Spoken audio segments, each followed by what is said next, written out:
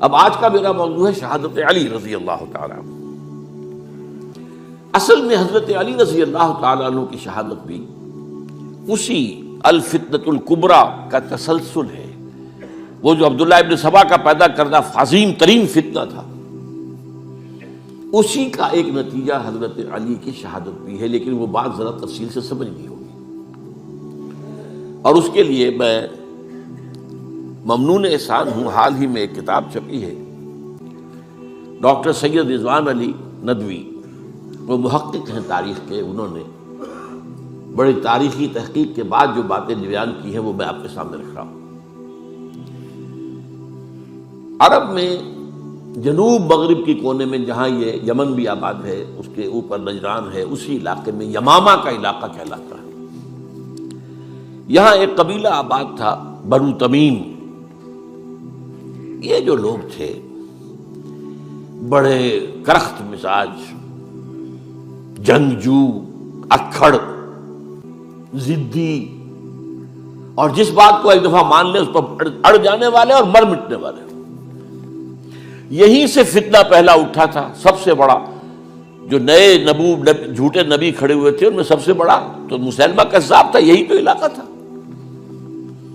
اور اس کے خلاف اس فتنے کی سرکوبی میں کتنے صحابہ، 1200 صحابہ ایک جنگ کے اندر شہید ہوئے، جن میں 500 جو ہیں وہ حفاظ تھے رضی اللہ تعالیٰ عنہ۔ تو یہ لوگ جو یہ تھے بڑے زوردار تھے۔ اس قبیلے کے بارے میں حضرت عمر رضی اللہ تعالیٰ عنہ نے ایک بڑی عجیب حکمت عملی اختیار کی۔ ان کو وہاں سے اکھاڑ کر اور ایران کی سرحدوں پر آباد کر دیا، اب جہاں پر جہاد ہو رہا تھا، تاکہ ان کے اندر جو یہ جنگجوئی ہے یہ اب اس مقصد کے لیے استعمال ہو، اب وہ دارالاسلام کی توسیع کے مقصد کے لیے استعمال ہو، اور وہ ہوئی۔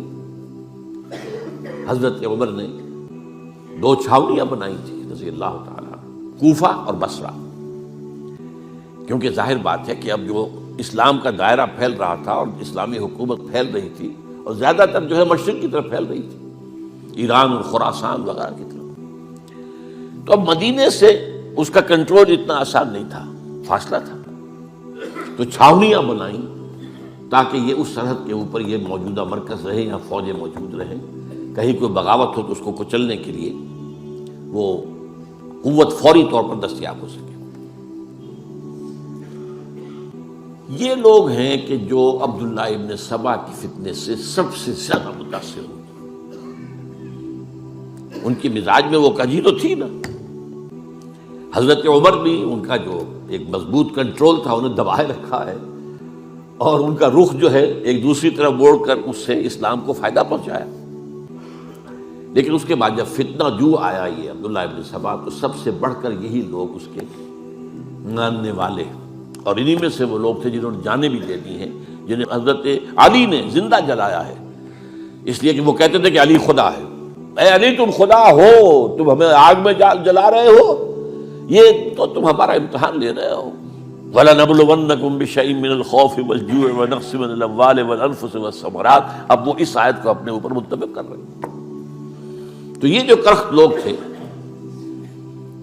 انہوں نے در حقیقت جو ہے عبداللہ ابن سبا کے کردار میں سب سے بڑا رول پلے کیا، اور انہی کے ہاتھوں حضرت عثمان شہید ہوئے رضی اللہ تعالیٰ۔ اور اس کے بعد انہوں نے حضرت علی رضی اللہ تعالیٰ عنہ کو اپنے گھیرے میں لے لیا، کیونکہ انہی کی کثیر تعداد موجود تھی مدینے میں جب حضرت عثمان شہید ہوئے۔ اس کے بعد اب ظاہر بات ہے کہ کوئی نہ کوئی تو خلیفہ ہونا چاہیے تھا۔ حضرت طلحہ سے کہا گیا، انہوں نے معذرت کر لی، حضرت زبیر سے کہا گیا، انہوں نے معذرت کر لی۔ اب ظاہر بات ہے کہ حضرت علی آخر امت کو چھوڑا تو نہیں جا سکتا تھا بغیر امام کے، انہوں نے قبول کر لی، اگرچہ حضرت حسن روکتے رہے کہ ابا جان یہ ان لوگوں کی بیعت جو ہے آپ قبول نہ کیجیے۔ حضرت حسن تو ان میں سے ہے جو حضرت عثمان کے دروازے پر کھڑے تھے پہرے دار کی حیثیت سے، حسن اور حسین رضی اللہ تعالیٰ عنہ، انہیں تو معلوم تھا فتنہ جو کون لوگ ہیں۔ اس کے بعد حضرت علی رضی اللہ تعالیٰ عنہ نے اسی حکمت سے، جس حکمت کے تحت حضرت عمر نے یہ چھاونیاں آباد کی تھیں، دارالخلافہ بھی مدینے سے کوفہ منتقل کر دیا تاکہ پورے عالم اسلام کو کنٹرول کیا جا سکے اس مرکز کے ساتھ۔ اس کا نتیجہ یہ نکلا کہ اب گویا کہ حضرت علی کے گرد ان لوگوں کا گھیراؤ مکمل. کوفے میں یہی تو آباد تھے، کوفی یہی تو تھے. حضرت عمر نے انہیں لا کے یہاں آباد کیا تھا. جب حضرت علی نے کوفے کو اپنا دارالخلافہ قرار دیا تو گویا کہ ان کا پھر عمل دخل بہت بڑھ گیا. ایک طریقے سے یہ کہا جا سکتا ہے کہ انہوں نے اب حضرت علی رضی اللہ تعالیٰ عنہ کو اپنے محاصرے میں لے لیا. چنانچہ جنگ جمل کے موقع پر یہ ہوا ہے کہ صلح ہو گئی تھی. حضرت عائشہ رضی اللہ تعالیٰ عنہ کے جو نمائندے تھے اور ادھر سے حضرت علی، صلح ہو گئی تھی. طے ہو گیا تھا کہ ہاں قاتلین عثمان کو جو ہے اس کو سزا دی جائے گی، قصاص لیا جائے گا حضرت عثمان کی قتل کا. لیکن ان لوگوں نے 10,000 آدمی کھڑے ہو گئے کوفے کے اندر، ہم سب قاتل ہیں عثمان کے، لوگ قصاص ان سے اگر لے سکتے ہو. جس کے نتیجے میں اور انہوں نے جنگ شروع کر دی. اور جب جنگ شروع ہو جائے تو پھر اس کے بعد تو کوئی نہیں دیکھ سکتا کیوں شروع ہوئی، کیسے شروع ہوئی، کس نے شروع کی. اب تو یا مارو یا مرو، دو ہی باتیں ہوتی. 10,000 مسلمان ایک رات میں شہید ہوئے جنگ جمل.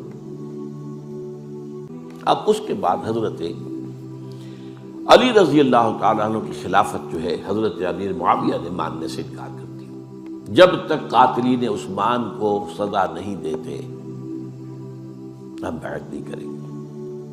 یہ نہیں کہ دعویٰ کیا ہو کہ میں خلافت کا حقدار ہوں، یہ نہیں، لیکن یہ کہ آپ کو ان کو سزا دینی چاہیے. اب یہ تھا وہ مخمصہ جس میں حضرت علی رضی اللہ تعالیٰ عنہ وہ فرماتے تھے تم میرا ساتھ دو تو میں ان قاتلین عثمان سے سزا جو ہے ان کو سزا دے سکتا. ادھر انہیں پتا تھا کہ میں سرنڈر کرتا ہوں تو مجھے علی تک تو پہنچنے کوئی نہیں دے گا، راستے میں ختم کر دیں گے رضی اللہ تعالیٰ عنہ.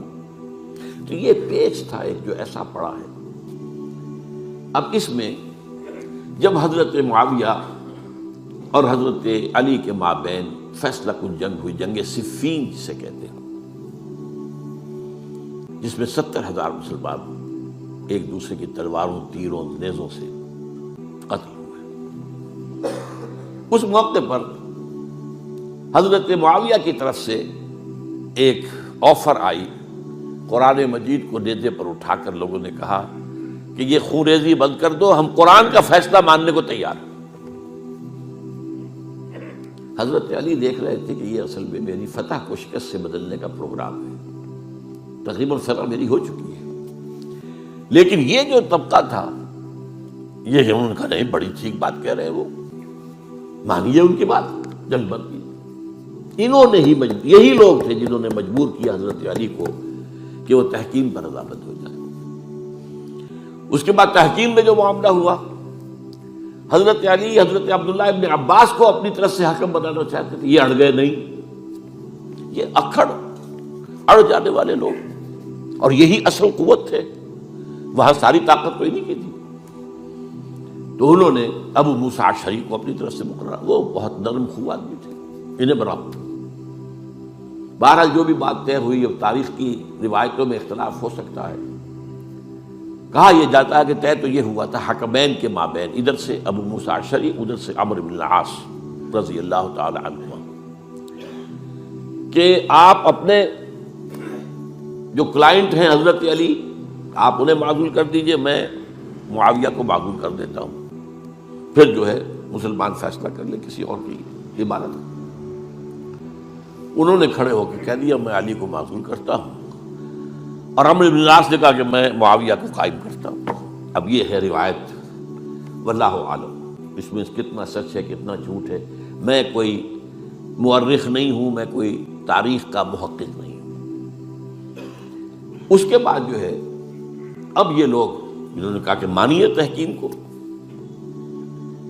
اور جب انہوں نے حضرت علی نے اس تحکیم کے فیصلے کو ماننے سے انکار کیا تو باغی ہو گئے، حضرت علی کو کافر قرار دیا، اور جا کر ایک جگہ پر حرورہ ایک جگہ تھی وہاں پر جا کے جمع ہو گئے، جتھا بندی کی بہت بڑی طاقت پر وہاں پر.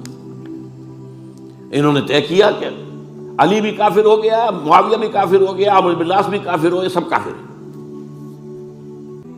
حضرت علی کی طرف سے ایک گئے سفیر ان سے بات کرنے کے لیے، تو انہوں نے کہا تم ہی نے تو کہا تھا کہ تحکیم کو تسلیم کرو، کہ ہاں ہم نے گناہ کیا تھا کفر کیا تھا، ہم توبہ کی ہم نے. اگر علی بھی مان لے کہ میں نے مان کر کفر کیا تھا اب میں توبہ کرتا ہوں تو ہم ان کی بات مان لیں گے. اب حضرت علی اس طرح کا جھوٹ کیسے بولتے ہیں؟ انہوں نے تو کوئی کفر نہیں کیا تھا. مہاراج انہوں نے پھر بھی نرمی برتی کہ دیکھو اگر تم کوئی خونریزی نہیں کرو گے، فساد نہیں مچاؤ گے تو میں تمہیں کچھ نہیں کہوں گا. لیکن وہ اپنی ان شرارتوں سے بعد نہیں آئے. تو پھر تیسری جو بڑی جنگ ہوئی ہے ان جنگوں میں، جنگ نہروان کہلاتی ہے، حضرت علی کی جنگ خوارج کے ساتھ، جس میں 4000 خارجی جو ہے وہ ختم ہوئے. اور یہ بات اب آپ نوٹ کر لیجئے کہ یہ لوگ جیسا کہ اکھڑ بھی تھے لیکن اپنی بات پر ڈٹ جانے والے تھے، لیکن ساتھ ہی دیندار بھی تھے، نمازی اور روزے دار بھی تھے. یہ اس طرح کے لوگ نہیں تھے کہ جو فاسق اور فاجر ہو. بس یہ مزاج کا ایک ہے جو بات دل میں بیٹھ گئی اڑ گئی. تو یہ اصل میں انہوں نے پھر فیصلہ کیا کہ اور تو ہمارے بس میں اب کچھ نہیں ہے، ان تینوں کو قتل کر دیا جائے، علی کو بھی اور معاویہ کو بھی اور عمرو بن العاص کو بھی. تو ایک جگہ ان کی سازش ہوئی، 3 آدمی معین ہو گئے، ایک ہی وقت کا طے فیصلہ ہو گیا، فلاں تاریخ کو فجر کے وقت تم جاؤ. وہ تم کوفے کی جامع مسجد میں جب علی نماز جماعت کرا رہے ہو خنجر مارو انہیں. اور یہ اس کا نام ابن ملجم تھا، خارجی. یہ وہی لوگ بنو تمیم کے لوگ. دوسرا جو تھا وہ دمشق میں حضرت معاویہ کو قتل کرنے شہید کرنے کے لیے پہنچ گیا. تیسرا مصر پہنچ گیا حضرت عمرو بن العاص کو. اب یہ بات اللہ کی طرف سے ہے، یہ تو اس کی مشیت ہے، اس کا فیصلہ ہے. حضرت علی پر وار کارگر ہوا، اب شہید ہو گئے.